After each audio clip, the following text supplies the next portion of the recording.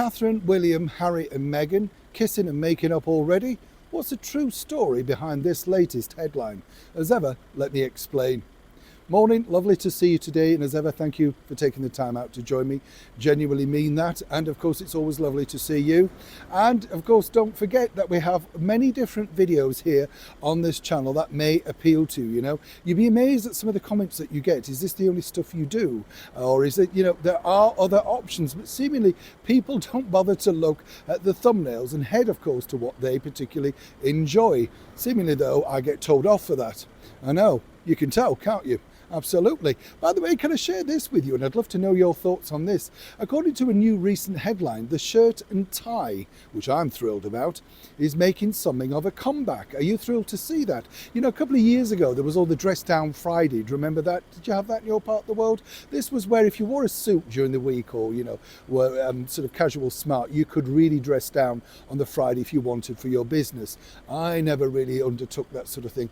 I like to remain in a shirt and tie. Some people might call you old-fashioned, but it's nice, isn't it? A bright colour can cheer up a dull day.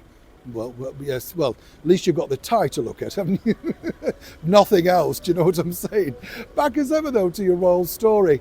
After the very sad news, but positive news, can I point out, I think we should all look on a brighter side for the Princess Catherine, simply because a lot of news reports are looking at the terribly negative angle. And as a friend of mine who also has recently recovered from a rather, terrible bout of that similar illness, the bottom line is, it's not a death sentence. You have to remain positive. There are many treatments now that can be undertaken, and as Catherine said herself, she's getting stronger and better every day. Now, of course, all eyes fell upon the fact that everybody wanted to know whether, of course, Prince Harry, the younger brother of Prince William, His Royal Highness the Prince of Wales, had been in touch. And a lot, of course, of the media have pointed out that yes, there's been contact, etc. What I can tell you and what I do know so far is simply this. Harry and Meghan, the Duke and Duchess of Sussex, only found out about this particular, as one can imagine, bombshell, literally as everybody else did, as we all did when we were told, particularly in the media, we knew about an hour before that there was going to be a definite announcement, but nobody truly knew what it was all about, honestly. But what's interesting now is, of course, a lot of the mainstream media is saying, oh, well, they're in contact, it's all great, etc. What I've been told by simply this is that a call was placed into the palace, and I can honestly say 100% that this wasn't a person-to-person call. William apparently was unavailable to take that call, but a message was taken. As ever, I have to say that's what I know at this point.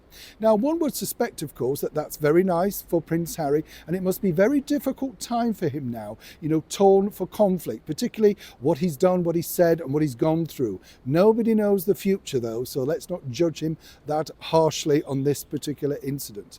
But what I can tell you is this, from very good sources inside the palace, the problem is, that they truly cannot trust him. One can, I don't mean this unkindly, but one has to remember that even if it was the trust just between himself, William and Catherine, then of course they have staff over in Montecito. If that was discussed inside that particular house and one staff member overheard something, that becomes some kind of fodder. And what the royals do, and what they've also done for many years, is literally buckle down, keep it within themselves. Yes, of course, ex-royal servants have gone on to write books and sell insider stories, but not in the current timeline.